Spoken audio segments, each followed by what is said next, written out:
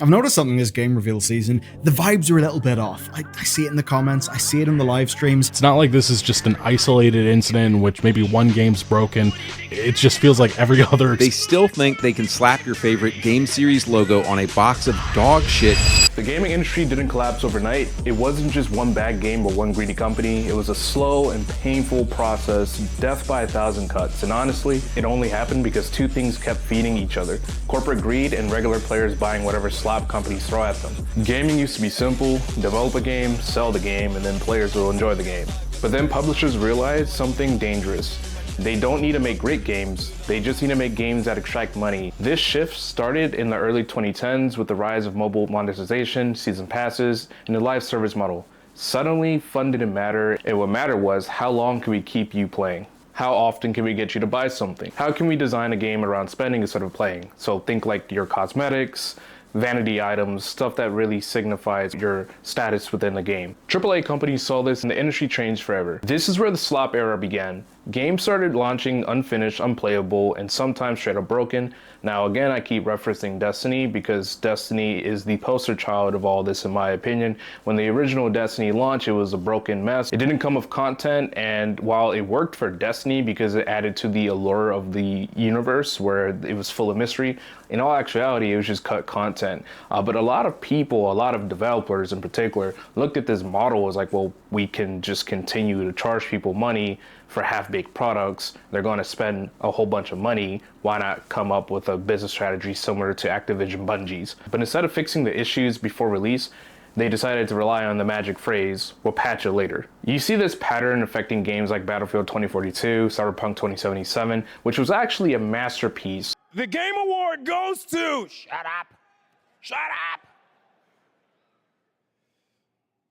Cyberpunk 2077. But it wasn't finished, and because of corporate greed, they really tarnished the reputation of not only the studio, but the IP, which is a crazy thing to think about because a lot of people love the show Edge Runners, and a lot of people actually are really excited for Orion, Cyberpunk 2 that's coming out.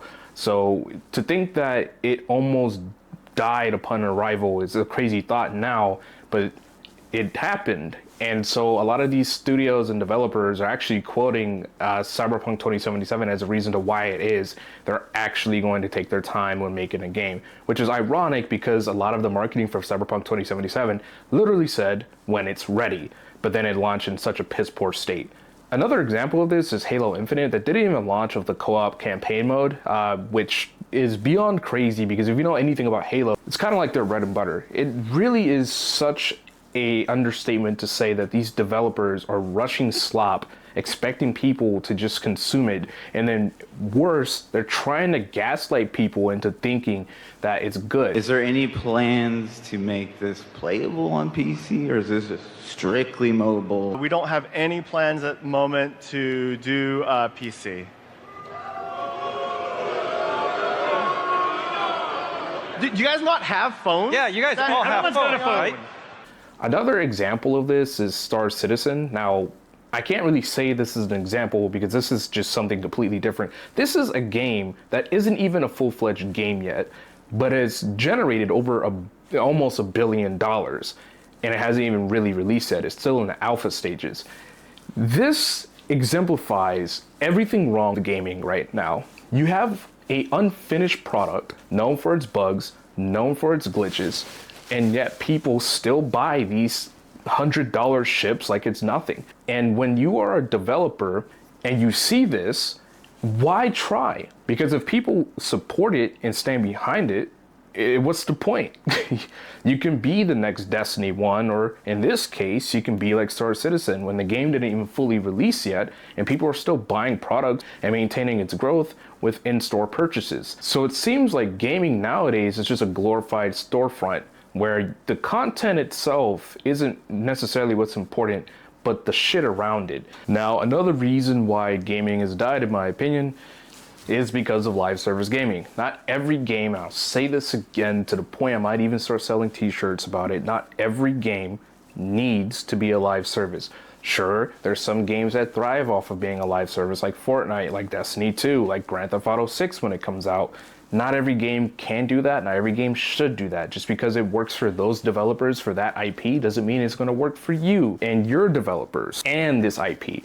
There's specific IPs that have been designed around being live service games. If your IP doesn't meet those standards, then why try to make it a live service game? Now, a prime example of this would be Suicide Squad Kill the Justice League. This game had no business being a live service. In fact, I'd even argue that if they had just made it a single player campaign, with maybe minor PvP elements akin to The Last of Us, which did very well, and the multiplayer is actually very fun. It's actually criminal how Sony hasn't actually given us any multiplayer from that universe, because that game and that universe is actually so good that now it's on TV with questionable casting, but we're going to stick to gaming here for now. But no, they decided to make it a live service game, which ruined the game. But going back to my original point, I promise you, that game flopped and died for obvious reasons, but if people kept buying cosmetics for that game, I promise you it will still be here. Last but certainly not least is developers thinking it's taboo for you to own the game that you purchase.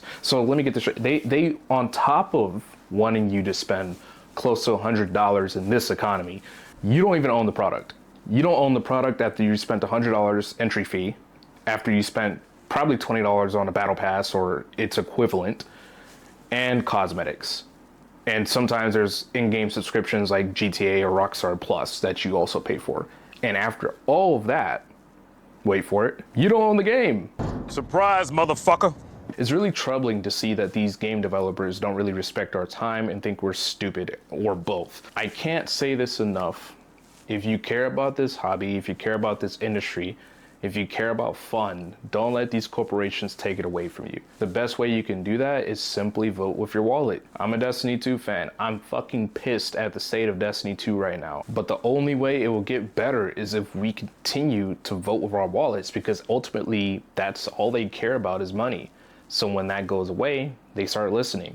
I recently logged into Destiny 2 for the first time in half a year actually, and they've added so much stuff that I didn't even think I wanted as a player, like the ability for me to be able to put on an exotic piece of armor, but if I like the way another exotic looks, I can make it so my character is wearing the other exotic piece that I like, but have the benefits of the actual armor that I have on. I never thought I actually wanted that.